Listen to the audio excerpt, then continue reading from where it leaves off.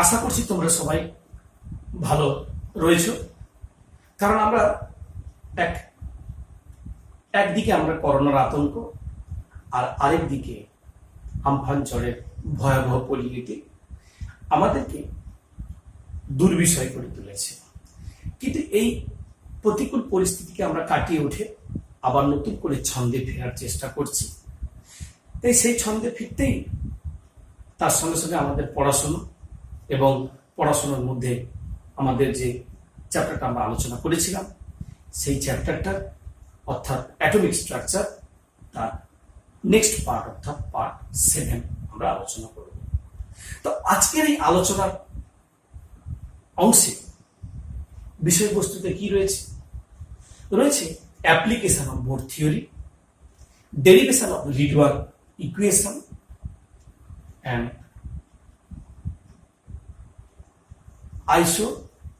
Ionisation potential কিংবা ionization এনার্জিও বলা যায়। এই তিনটি আমরা অংশ নিয়ে আলোচনা করব।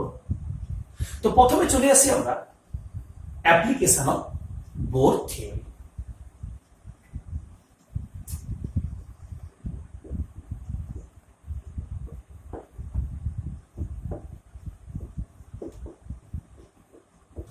Application of Bohr theory. তো এই অ্যাপ্লিকেশন কি? বোরের থিওরি।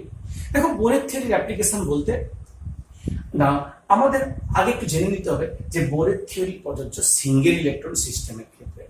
আর বোরের কনসেপ্ট থেকে পেয়েছি ইলেকট্রনগুলি নিউক্লিয়াসকে কেন্দ্র করে বৃত্তাকার পথে ঘুরে বেড়ায়। তাহলে যে পথে ঘুরে বেড়াচ্ছে ইলেকট্রনটি সেই পথের ব্যাসার্ধ ক্যালকুলেশন করব। যে স্পিডে অর্থাৎ ভেলোসিটিতে ঘুরে বেড়াচ্ছিল ইলেকট্রনটি তার ভেলোসিটি ক্যালকুলেশন করব।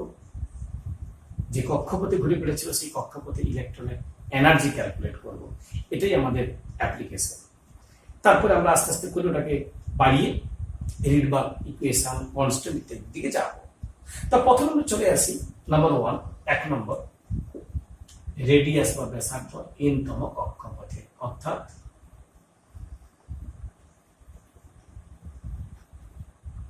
পরমাণুর এনতম কক্ষপথের ব্যাসার্ধ নির্ণয়। কিন্তু ব্যাসার্ধ নির্ণয় করতে গেলে ডেরিভেশনে আমরা ধরেই নিচ্ছি ইলেকট্রনটি যে নিউক্লিয়াসকে কেন্দ্র করে ঘুরে বেড়াচ্ছে, নিউক্লিয়াস তো পজিটিভ চার্জ, তার পজিটিভ চার্জের আধান হলো জেডি। এখন কেন জেডি ধরলাম? তার কারণ হচ্ছে আর যে পথে ঘুরে বেড়াচ্ছে তার ব্যাসার্ধ হচ্ছে আর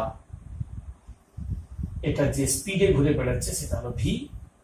দুটি বল কাজ করে, ফিজিক্সে পেয়েছো। একটাকে বলবো অপকেন্দ্র বল আর একটাকে বলবো অভিকেন্দ্র, অর্থাৎ এই পাশটা হবে অপকেন্দ্র বল আর এইটাকে বলবো আমরা অভিকেন্দ্র বল। কিন্তু জেডি কেন? না, এই যে জেড হচ্ছে অ্যাটমিক নাম্বার, পারমাণবিক ক্রমাঙ্ক। তাহলে যেহেতু ধরে নিচ্ছি এর মধ্যে প্রোটনই হলো তার পারমাণবিক ক্রমাঙ্ক, আর প্রত্যেকটা প্রোটনের আধান হলো ই। তার মানে ই হচ্ছে ইলেকট্রন বা প্রোটনের আধান, জেড হচ্ছে অ্যাটমিক নাম্বার এবং আর হচ্ছে রেডিয়াস আর ভি হলো ভেলোসিটি। এখন প্রশ্ন থেকে যাচ্ছে, তা এই যে পথে ঘুরে বেড়াচ্ছে আমরা কি করব? এই পথে অর্থাৎ ব্যাসার্ধ ক্যালকুলেশন করব। তো ব্যাসার্ধ ক্যালকুলেশন করতে গেলে আমাদের এই যে দুটি বল অপকেন্দ্র অভিকেন্দ্র বল, এটা কি না তোমরা জানো, যখন ইলেকট্রনগুলো যখন নিউক্লিয়াস কেন্দ্র করে ঘুরে বেড়ায় দুটি বল কাজ করে এবং দুটি বল সমান হয় বলে ইলেকট্রনগুলো নিউক্লিয়াসকে কেন্দ্র করে আবর্তন করতে থাকে। তাহলে এখন আমাদের কাজ হচ্ছে যে অভিকেন্দ্র বল এবং অপকেন্দ্র বল দুটোকে ক্যালকুলেট করা এবং তাকে সমান করে আর এর মান নির্ণয় করা। তো প্রথমে চলে যাই আমরা অভিকেন্দ্র বল। অভিকেন্দ্র বল এটা পাবো আমরা কোথা থেকে? না, কুলম্বের সূত্র। কুলম্বের সূত্রে কি থেকে আমরা পাই যে অভিকেন্দ্র বল সমান জেড ই ইন্টু ই। এখানে কিন্তু ইলেকট্রন রয়েছে যার আধান কিন্তু নেগেটিভ, তো Z e into e by r square. এখন প্রশ্ন কেন এটা এলো? না, তোমরা পড়েছো কুলম্বের সূত্রে দুটি বিন্দু আধানের মধ্যেকার বল, তাদের দুটি বিন্দু আধানের মধ্যেকার যে আকর্ষণ বল, সেই বলটি তাদের আধান দুটির গুণফলের সমানুপাতিক এবং তাদের মধ্যেকার দূরত্বের বর্গের ব্যস্তানুপাতিক হয়। সেই অনুযায়ী এটা হয়েছে, তাই পাচ্ছি Z square by r square. এটা কিন্তু আমরা পেয়েছি কোথা থেকে? কুলম্বের সূত্র। আর অপকেন্দ্র বল ফিজিক্সের থেকে পাবে, সেটা হচ্ছে কি না অপকেন্দ্র বল, সেটা হচ্ছে কি না জেড স্কোয়ার বাই আর। এটা আমরা ফিজিক্স থেকে পাবে। তো এই যে অপকেন্দ্র বল এম ভি স্কোয়ার, সরি এটা বললাম, ওটা হবে এম ভি স্কোয়ার বাই আর। তবে এই যে অপকেন্দ্র বল এম ভি স্কোয়ার বাই আর, এটা তোমরা ফিজিক্স থেকে পাবে। এবার এই দুটো বল সমান হলে তখন ইলেকট্রনটি নিউক্লিয়াসকে কেন্দ্র করে বৃত্তাকার পথে ঘুরে বেড়ায়, তাই সেই শর্ত অনুযায়ী এই দুটি ক্ষেত্রে সমান হবে। অর্থাৎ সম্পর্কটা দাঁড়াচ্ছে Z square by r square equal to m v square by r. Both side থেকে একটা আর বাদ দিয়ে দিলে তাহলে যে সম্পর্কটা আমরা পাই, অর্থাৎ আমরা যেটা পাচ্ছি ভি স্কোয়ার সমান জেড স্কোয়ার বাই এম আর। এটাকে 1 নম্বর সমীকরণ দিলাম আমরা। আচ্ছা, এবার আরেকটি আমরা আসবো। আমরা জানি বোরের যে স্বীকার্য বিষয়ে আমাদের পাঠে হয়েছিল, সেখান থেকে আমরা পেয়েছি যে আবর্তনশীল ইলেকট্রনের কৌণিক ভরবেগ অর্থাৎ m v r equal to n h 2 pi. আমরা আগে পেয়েছি সব এগুলো কি, তো সেখান থেকে আমরা নিচ্ছি যে ভি স্কোয়ার সমান কি হবে না এনএইচ বাই। আচ্ছা, আমরা প্রথমে ঠিক আছে একসঙ্গেই করা যায়, তাহলে একবারই করে দিচ্ছি m square h square by 4 pi square m square r square. ব্যাস, এটাকে আমরা 2 নম্বর সমীকরণ দিলাম। 1 ও 2 তুলনা করে পাই, তাহলে তুলনা করে আমরা কি পাচ্ছি, আমরা মুছে দিচ্ছি, সেই পোর্শনটা মুছে দিচ্ছি। তাহলে তুলনা করে আমরা পাই এই দুটোকে Z square by m r equal to m square h square by 4 pi square m square r square. এটাকে যখন তুলনা করার পর আমরা পেলাম, তাহলে কি দাঁড়াচ্ছে লাস্ট পর্যন্ত? লাস্ট পর্যন্ত দাঁড়াচ্ছে এখান থেকে একটা এম আর চলে গেল, যেটি তার মানে ফাইনালি দাঁড়াচ্ছে Z square by 1 equal to m square h square by 4 pi square mr। অতএব r equal to আমাদের দরকার m square h square by 4 pi square z m square into m। তার মানে সম্পর্কটা দাঁড়ালো আর সমান m square h square by 4 pi square m Z square. এমটাকে এখানেও লিখতে পারি আমরা, তাহলে এম জেড স্কোয়ার। ব্যাস, তাহলে এম জেড স্কোয়ার এই হলো ব্যাসার্ধের ডেরিভেশন। এটা এন তোমার জন্য, এটাকে নাম দেব আমরা আর এন। ব্যাস, হয়ে গেল ব্যাসার্ধের ক্যালকুলেশন, খুব ইজি। এবারে আমরা একে নির্ণয় করতে পারলাম মান বসালে যে কোনো পরমাণুর ক্ষেত্রে। তবে মনে রাখতে হবে সিঙ্গেল ইলেকট্রন সিস্টেম যে কোনো পরমাণুর ক্ষেত্রে বা আয়নের ক্ষেত্রে আমরা ব্যাসার্ধ ক্যালকুলেশন করতে পারি। তা আমরা চলে যাই একটা এক্সাম্পল দিয়ে আমি দেখিয়ে দিচ্ছি। ধরে নিচ্ছি আমরা এইচ পরমাণু, কারণ এইচ পরমাণু হচ্ছে সিঙ্গেল ইলেকট্রন সিস্টেম। এইচ পরমাণুর ক্ষেত্রে প্রথম কক্ষে ব্যাসার্ধ নির্ণয়, অর্থাৎ এইচ পরমাণুর ক্ষেত্রে পারমাণবিক ক্রমাঙ্ক 1, প্রথম কক্ষ বলেছি মানে এন এর মান 1, তাহলে এন আর জেড 1 হবে। তার মানে অ্যাকচুয়ালি যে কোনো ক্ষেত্রে এন আর জেড চেঞ্জ হবে, বাকি পোর্শনটা একই।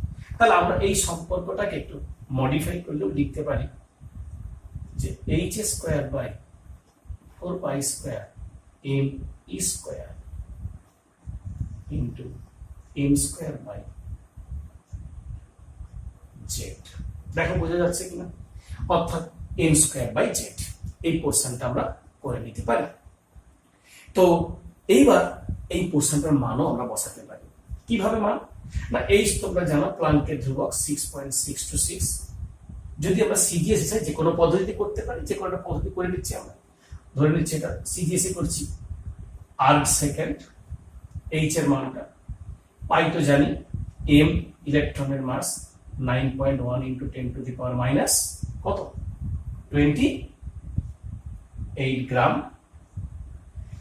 আর ই এসআই সিজিএস সবই হয়, তাহলে 4.8 into 10 to the power minus 10 ESU, অর্থাৎ ইলেকট্রোস্ট্যাটিক ইউনিট। তাহলে এগুলো যদি আমরা বসিয়ে দিই এখানে, কোনখানে বসাচ্ছি? H square 4 pi square m Z, Z মানে ই এর জায়গায় মানগুলো যদি বসিয়ে দিই, তাহলে যে মানটা আমরা ফাইনালি পাবো সেই মানটা আমি লিখছি। মানটা যদি লিখি আমরা, তাহলে দাঁড়াবে আর 1 লিখলাম কেন? 1 নম্বর কক্ষ বলে হাইড্রোজেন পরমাণুর ক্ষেত্রে। তাহলে দাঁড়ালো কত? মানটা বসানোর পর আমাদের যে মানটা দাঁড়াবে হাইড্রোজেন পরমাণুর ক্ষেত্রে 0.529 into 10 to the power minus CGS করেছি, ব্যাসার্ধ একক আসবে সেন্টিমিটার, ইন্টু হাইড্রোজেন পরমাণু তাই জেড আর এন 1 করে, তাহলে এত সেন্টিমিটার সমান 0.529 অ্যাংস্ট্রম। কেন অ্যাংস্ট্রম? কারণ 1 অ্যাংস্ট্রম সমান 10 to the power minus 8 centimetre. এই হলো আমাদের হাইড্রোজেন পরমাণুর প্রথম কক্ষের ব্যাসার্ধ। আজকে হাইড্রোজেন না দিয়ে যদি অন্য পরমাণু থাকতো, তাহলে এই সম্পর্কটাকে আমরা মডিফাই করলে দাঁড়াচ্ছে যে r n equal to 0.529 m square by z angstrom. দেখে নাও তো, এটাকে যদি মডিফাই করে আমরা রাখি, তাহলে আমাদের যে কোনো ক্যালকুলেশন করা খুব ইজি হবে। যে পরমাণু বলবে তার এন এর মান, যে কক্ষপথে বলবে এন এর মান বসাবো, যে পরমাণু বা আয়ন বলবে তার জেড এর মান বসাবো, সরাসরি ক্যালকুলেশন অ্যাংস্ট্রমে আসবে। বাকিটা ক্যালকুলেট করার দরকার নেই, এই তো হয়ে গেল ফিক্সড মান। এই হলো একটা পার্ট, ব্যাসার্ধ নির্ণয়। এবার যাচ্ছে আমরা 2 নম্বর, কি? ভেলোসিটি নির্ণয়। ভেলোসিটি নির্ণয় করার জন্য আমাদের কি কাজ রয়েছে? অ্যাকচুয়ালি এই ভেলোসিটি নির্ণয় করতে গেলে আমাদের ব্যাসার্ধকে সাহায্য নিতেই হবে, আর তার সঙ্গে নিতে হবে কৌণিক ভরবেগ। এরপরে না পার্ট অর্থাৎ সেকেন্ড অংশে আমরা যাচ্ছি ভেলোসিটি নির্ণয় এনতম কক্ষপথে, অর্থাৎ পরমাণুর এনতম কক্ষে আবর্তনশীল ইলেকট্রনের গতিবেগ বা ইলেকট্রনের বেগ নির্ণয়। তো এই বেগ নির্ণয় করতে গেলে আমরা অলরেডি আজকে এক্ষুনি করলাম যে দুটো অংশ, একটা আর সমান কি করলাম?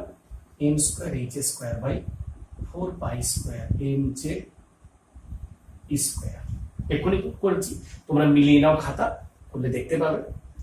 আর আরেকটা জিনিস আমরা কৌণিক ভরবেগ সেটাও করেছি, যে m v r equal to n h by 2 pi. এখন আমাদের কাজ কি?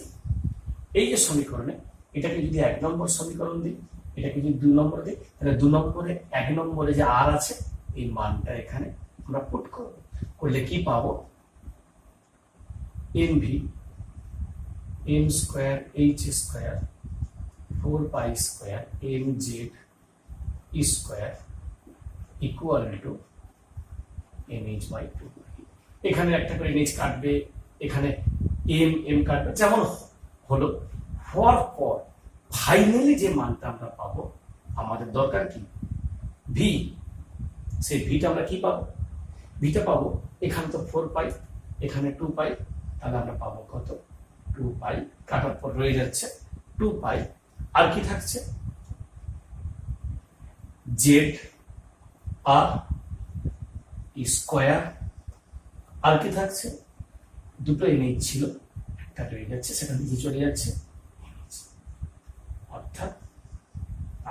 এই পোর্শনটা পাবো। অর্থাৎ পাচ্ছি কি ফাইনালি ভি সমান 2 পাই জেড স্কোয়ার বাই এনএইচ। এটাই হলো ভেলোসিটি। এবার এই ভেলোসিটি থেকে আমরা কি করতে পারি, আমরা যে কোনো একটা এক্সাম্পল দিতে এটা ফিক্সড কোনো পরমাণু বের করতে পারি। আমরা সেই সহজ সরল এক্সাম্পল হাইড্রোজেন নিচ্ছি এবং হাইড্রোজেনকে কাজে লাগিয়ে আমরা ওর ভেলোসিটি বের করার চেষ্টা করছি। তাহলে আমরা চলে যাচ্ছি সেই হাইড্রোজেন পরমাণু, তার ক্ষেত্রে প্রথম কক্ষে হলে এন এর মান 1 আর জেড ইকুয়াল টু 1। তাহলে এরও বেলাও ক্ষেত্রে মডিফাই করতে পারি আমরা, শুধু জেড আর এন চেঞ্জ হবে। তাহলে 2 pi square by h Z by n. এই জেড বাই যে এন এই পোর্শনটা কিন্তু আমাদের চেঞ্জেবল, বাকি পোর্শনটা কিন্তু চেঞ্জ হবে না। এটার মান যদি আমরা বের করি তাহলে আমরা ফাইনালি পেয়ে যাবো। তাহলে বসাচ্ছি এখানে, তাহলে বসালে আমরা যে ভি এর মানটা পাবো অর্থাৎ ভেলোসিটি, যদি সিজিএস এ করি তাহলে সেন্টিমিটার পার সেকেন্ড, এসআই করলে মিটার পার সেকেন্ড, এভাবে পাবো। মানগুলো বসানোর পর আমরা যে মানটা ফাইনালি পাবো 2.18 ইন্টু 10⁸ সেন্টিমিটার, অর্থাৎ 2.18 ইন্টু 10⁸ সেন্টিমিটার পার সেকেন্ড। অর্থাৎ এই যে মানটা আমরা পেলাম এটা কার ক্ষেত্রে, হাইড্রোজেন পরমাণু প্রথম কক্ষের ক্ষেত্রে। তখন এন আর জেড 1, তাহলে এই দুটো যদি 1 হয় এই মানটাই অ্যাকচুয়ালি এটা, জেড আর 1 প্রত্যেকেই তো 1 করে। তাহলে এবার যদি অন্য পরমাণু হয় জেড আর এন চেঞ্জ হবে, একটা সিজিএস চাই তুমি সিজিএস কে এসআই কনভার্ট করবে। তাহলে এইভাবে আমরা 2.18 ইন্টু 10⁸ সেন্টিমিটার পার সেকেন্ড একটা হাইড্রোজেন পরমাণু ব্যাসার্ধ বেগ নির্ণয় করলাম। এবারে চলে যাচ্ছি আমরা আরেকটি অংশ, অর্থাৎ সেটা হচ্ছে 3 নম্বর, কি না এনার্জি ক্যালকুলেশন। অর্থাৎ আবর্তনশীল ইলেকট্রনটি যে পথে ঘুরে বেড়াচ্ছে সেই কক্ষপথের এনার্জি বের করবো, আমরা মোট শক্তি বের করবো। এখন প্রশ্ন আসছে এই মোট শক্তি বলতে কি? এখন মোট শক্তি বলতে দুটো জিনিসই বোঝায়। কি দুটো জিনিস? না অ্যাকচুয়ালি মোট শক্তি বলতে আমাদের কাছে রয়েছে দুটো অংশ, একটা হলো স্থিতিশক্তি আর একটা হলো গতিশক্তি। অর্থাৎ একটা হলো গতিশক্তি আর একটা হলো স্থিতিশক্তি। তো এই গতিশক্তি কি অবশ্যই জানো, 9-10 ছিল হাফ এম ভি স্কোয়ার গতিশক্তি। অর্থাৎ এই যে হাফ এম ভি স্কোয়ার, এবার এটা প্রশ্নটা কি, এম হচ্ছে কি ইলেকট্রনের মাস বা ভর, ভি হলো ভেলোসিটি। আর স্থিতিশক্তি কি, এটা তোমরা ফিজিক্স থেকে পাবে। সেই স্থিতিশক্তির মান হচ্ছে মাইনাস জেড স্কোয়ার বাই আর, পাবে তোমরা minus Z square by r. তাহলে এই দুটোকে বসানোর আগে অলরেডি যে আমরা এক্ষুনি ডেরিভেশন করলাম কি না ভি সমান, এক্ষুনি করেছি আমরা সেই ভি সমান বা ভি স্কোয়ারও বের করেছি, ভি স্কোয়ারটাও একবার করে নিচ্ছি। তাহলে সেটা ছিল জেড স্কোয়ার বাই এম আর, দেখে নাও তোমাদের খাতায় জেড স্কোয়ার বাই এম আর। তাহলে এবার এই যে ভি স্কোয়ারের মানটা এখানে বসিয়ে দিচ্ছি আমরা, তাহলে বসানোর পর কি দাঁড়াচ্ছে half m Z square by m r minus Z square by r. তাহলে এটা করার পর আমরা ফাইনালি পাচ্ছি minus minus Z square by 2r, এটা হলো এম। তাহলে আবার বলছি মিলিয়ে নাও, তাহলে কি দাঁড়ালো তোমাদের minus Z square by 2r m. এবার আর জানি আমরা পুট করে দেবো এখানে, আরটা কি অলরেডি আগে হয়েছে, আর সমান ঠিক বলেছো m square h square by 4y square m Z square. তাহলে এম জেড স্কোয়ার এই মানটা এখানে বসিয়ে দিচ্ছি আর এক জায়গায়, দাঁড়াচ্ছে কি মাইনাস জেড স্কোয়ার বাই 2, এটা বসালে হবে এম স্কোয়ার এইচ স্কোয়ারটা কোথায় বসে যাবে নিচে, এই পার্টটা উপরে উঠবে 4y square m Z square. তাহলে সেখান থেকে যে আমাদের ফাইনালি মানটা দাঁড়াবে অর্থাৎ গতিশক্তির যে ফাইনাল মানটা সেই মানটা কি দাঁড়াচ্ছে, তাহলে এখান থেকে আমরা পাচ্ছি যে EM equal to minus 2 pi square mz square e to the power 4 by m square h square, মিলিয়ে নাও, minus 2 pi square mz square e to the power 4 by m square h square. একই রকম ভাবে আগের মতো যদি আমরা একটা এক্সাম্পল দিয়ে বের করি তাহলে আমরা বের করতে পারবো, কিন্তু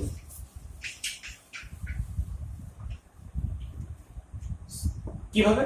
তো এর ক্ষেত্রে আমরা মডিফাইড রূপ নিয়ে আসতে পারি, অর্থাৎ এই z আর m চেঞ্জ হবে, অর্থাৎ minus 2 pi square m e to the power 4 by h square, ওপাশে থাকছে z square by m square, বাস এই তো হয়ে গেল মডিফাইড রূপ। এবারে এই মানটা আমরা ক্যালকুলেট করবো, এটা ফিক্সড মান, ওটা ক্যালকুলেশন করলে এটা আমরা যে কোনো পরমাণুর ক্ষেত্রে আমরা ক্যালকুলেশন করে নিতে পারবো মোট এনার্জি কত। এখন এই মানটা পাই আমরা জানি, এম যে সবই জানি, এবং এই মানটা আমরা যদি বসাই, সবগুলো যে মান আমরা জানি, তো মানগুলো বসালে আমরা যে মানটা পাবো, ফাইনালি যে মানটা পাবো আমরা কত পাবো না, minus 13.6 z square by m square. EV কি? ইলেকট্রন ভোল্ট, অর্থাৎ আমরা বলছি যে 1। তবে একটা কথা বলি, আমরা সিজিএস পদ্ধতি বের করছি, তাহলে সিজিএস পদ্ধতির শক্তির একক কি আসা উচিত ছিল? আর্ক, অবশ্যই আর্ক আসবে। সেই আর্ককে আমরা কনভার্ট করেছি ইলেকট্রন ভোল্ট, অ্যাকচুয়ালি 1 আর্ক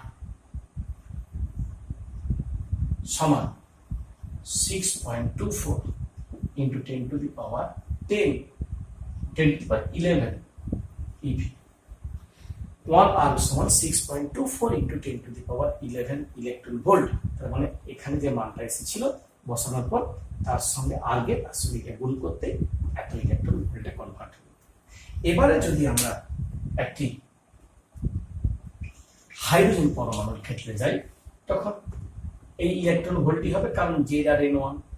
তাহলে আমাদের মনের মধ্যে একটা প্রশ্ন আসতে পারে যে স্যার এই এনার্জি ক্যালকুলেশনের যে ডেরিভেশনটা করলেন ওতে নেগেটিভ সাইন কেন? আসলে নেগেটিভ সাইন হচ্ছে যে অসীম দূরত্ব থেকে কোনো ইলেকট্রনকে আনতে একটা নির্দিষ্ট অ্যামাউন্ট এনার্জি লস হয়, এই কারণের জন্য নেগেটিভ সাইন রয়েছে।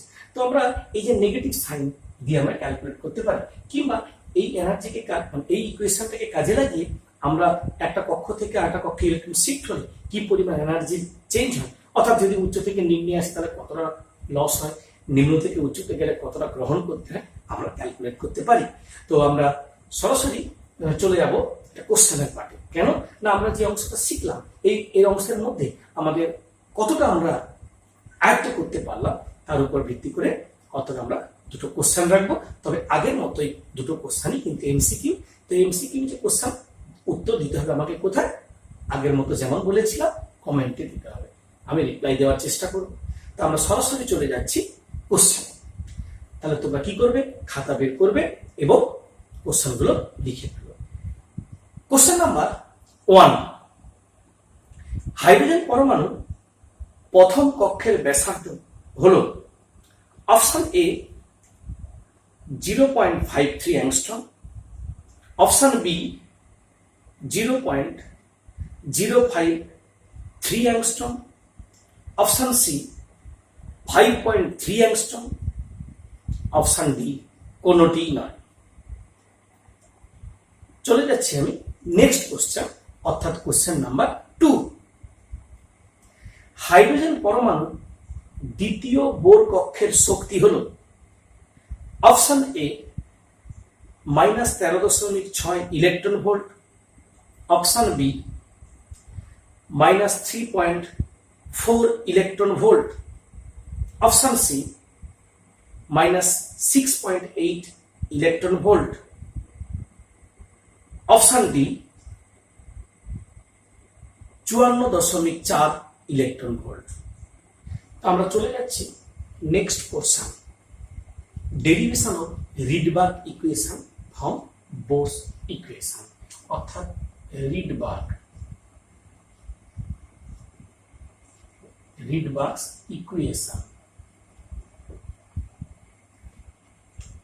তো রিডবার্গ ইকুয়েশন অর্থাৎ বোরের তত্ত্ব থেকে কিভাবে আমরা রিডবার্গের সমীকরণ নির্ধারণ করবো অর্থাৎ তার ডেরিভেশন করবো।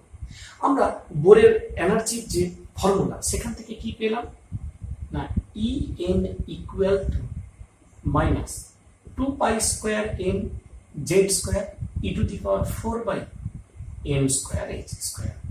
কোনটা কি আমরা একটু আগে শিখেছি। তো এবার চলে আসি আমরা মনে করি যে ইলেকট্রনটি n2 তম কক্ষ থেকে n1 কক্ষে স্থানান্তরিত হলো, অর্থাৎ ফ্রম n2 থেকে n1 শিফট হলো বা স্থানান্তরিত হলো। সেক্ষেত্রে কি আসবে না, সেক্ষেত্রে আমরা যদি মান দুটো বসাই তাহলে আসবে en2 অর্থাৎ সমান -2 pi square n Z square e to the power 4 by n2 square h square. E1 সমান কত আসবে -2 pi square n Z square e to the power 4 by n1 square h square. তাহলে এনার্জির পরিবর্তন ডেল্টাই কত আসবে En2 মাইনাস En1, বিয়োগ করলে একটা মাইনাসে মাইনাসে প্লাস হবে, এটা কমন আসবে, আমরা কমন পোর্শনটা নিয়ে নিচ্ছি m Z square e to the power 4 by h square 1 by n1 square minus 1 by n2 square. এই হলো ডেল্টা ই বা শক্তির পরিবর্তন। অর্থাৎ এই ফর্মুলা কাজে লাগিয়ে আমরা একটা ইলেকট্রন একটা জায়গা থেকে আরেকটা জায়গায় শিফট হলে তার কি পরিমাণ পরিবর্তন ঘটবে এনার্জি আমরা ক্যালকুলেট করতে পারি। তো আমরা চলে আসি এবার এখান থেকে আমরা আরেকটু যাবো রিডবার্গ সমীকরণ। কিভাবে যাচ্ছি না, আমরা তো জানি এই ডেল্টাই প্ল্যাঙ্কের থেকে এই যে নিন সমান 2 pi square m Z square e to the power 4 by h square 1 by n1 square minus 1 by n2 square. আবার নিউ সমান কি জানি সি বাই ল্যামডা। তাহলে সেখান থেকে এই পোর্শনটা তো থাকছে, और 1 বাই ল্যামডা সমান এটা আমার দরকার, তাহলে 2 pi square m e to the power 4 by c h cube into Z square into 1 by n1 square minus 1 by n2 square. তাহলে এবার দেখা যাক এই যে পোর্শনটা পেলাম এটি কিন্তু একটি কনস্ট্যান্ট বা ধ্রুবক। অ্যাকচুয়ালি বিজ্ঞানী রিডবার্গের নাম অনুসারে এটাকেই বলা হয় রিডবার্গ ধ্রুবক r into Z square into 1 by n1 square into 1 by n2 square. তাহলে এখন এই প্রশ্ন আসছে এই ল্যামডাটা কি ওয়েভলেন্থ বা তরঙ্গ দৈর্ঘ্য, নিউটা কি কম্পাঙ্ক বা ফ্রিকোয়েন্সি। তো এই যে পেলাম আর এই আর এর মানও ক্যালকুলেট করা যায়।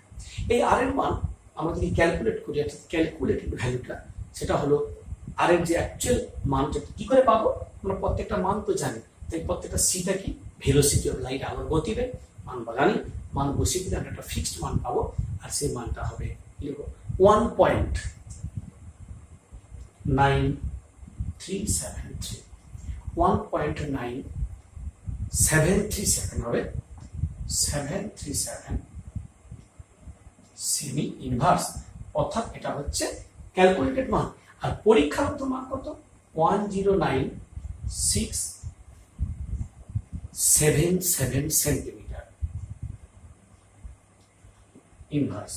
তাহলে এই যে মানটা পেলাম আমরা, এই মান দুটো প্রায় খুব কাছাকাছি। তার মানে বলতে পারি যে রিডবার্গ ধ্রুবকের পরীক্ষালব্ধ মান যা বোর তত্ত্ব দ্বারা নির্মিত মানের খুব কাছাকাছি হয়, তাই বলা যায় বোর তত্ত্ব বাস্তবসম্মত। তো এবারে আমরা এই সূত্রকে কাজে লাগিয়ে অর্থাৎ এই ফর্মুলাটাকে কাজে লাগিয়ে আমরা আবার অনেক সময় 1 বাই ল্যামডাকেও বলা হয় নিউ বার, একেই বলা হয় ওয়েভ নাম্বার কম্পাঙ্ক সংখ্যা বা তরঙ্গ সংখ্যা, আর ল্যামডাকে বলবো তরঙ্গ দৈর্ঘ্য। তাহলে আমরা তরঙ্গ দৈর্ঘ্য কিংবা ওয়েভ নাম্বার তরঙ্গ সংখ্যা ক্যালকুলেট করতে পারি। এটা ফিক্সড ভ্যালু, এটা তো জেড চেঞ্জেবল, সেটা দেখতে হবে যে কোন পরমাণু বা আয়ন রয়েছে তার উপর ডিপেন্ড করে, আর n1 n2 তো কোন কক্ষ থেকে কোন কক্ষে স্থানান্তরিত হয়েছে তার মানের উপর। এভাবে আমরা ক্যালকুলেট করতে পারি। পার্টিকুলারলি আমরা এক্সাম্পলও করতে পারি। যদি এটা লিনিয়ার সিরিজ হয় সাপোজ আমি বললাম কোনো কারণে যদি আমরা অঙ্ক করি, ম্যাথগুলো করি, যদি লিমেন সিরিজ হয়, তাহলে লিমেন সিরিজ মানে n1 ইকুয়াল টু 1 মাস্ট। কিন্তু কোনখান থেকে আসতে পারে? n2, 2 থেকে আসতে পারে, 3 থেকে আসতে পারে, 4 থেকে ইকুয়াল 7 পর্যন্ত ওখান থেকে আসতে পারে। তারপরে n1টা কিন্তু 1, লিমেনের ক্ষেত্রে n2টা।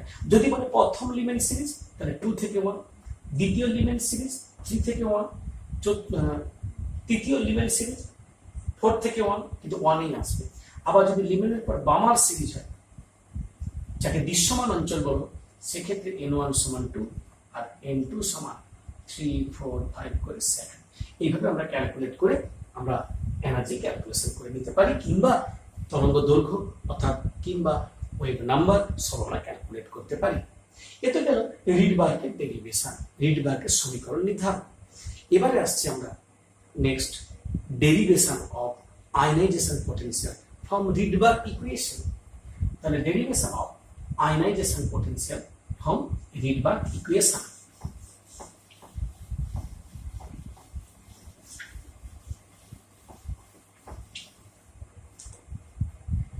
তাহলে আমরা যাচ্ছি ডেরিভেশন অফ রিডবার্গ ইকুয়েশন, অর্থাৎ আয়নাইজেশন পোটেনশিয়াল। এটা কোথায় করবো? রিডবার্গ।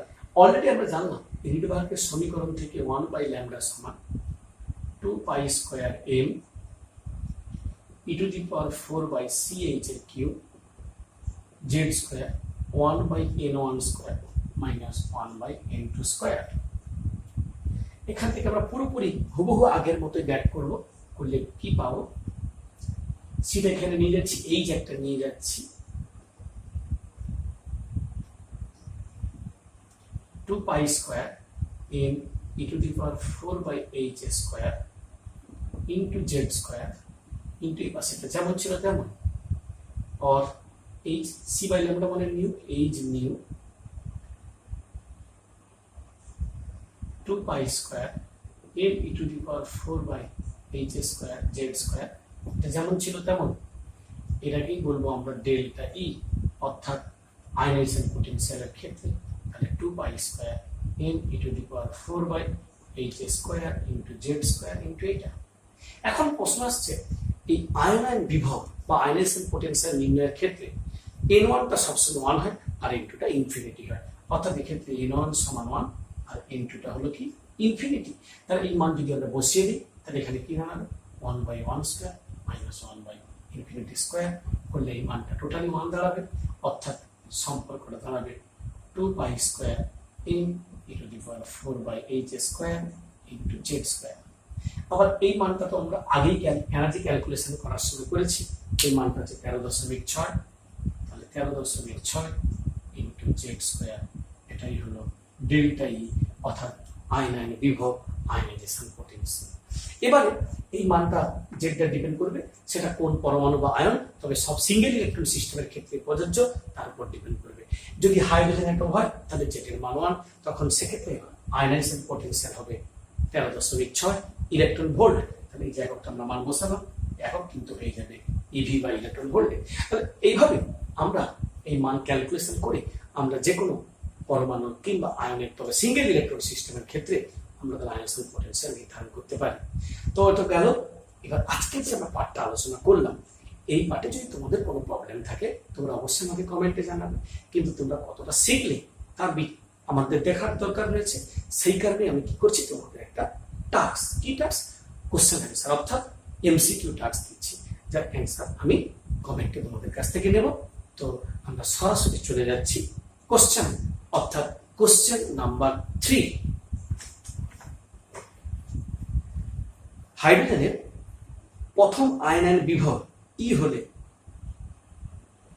হিলিয়াম প্লাসে আয়নায়ন বিভব হবে option A e, option B 2e, option C 4e, option D e/2। Next question, অর্থাৎ কোশ্চেন নাম্বার 4। প্রথম লিমেন সিরিজে হাইড্রোজেনের তরঙ্গ সংখ্যা হল option A 4/3r, option B r/4, option C 4/r, option D 3r/4। এখানে আর হলো ঋণ বা ধ্রুবক।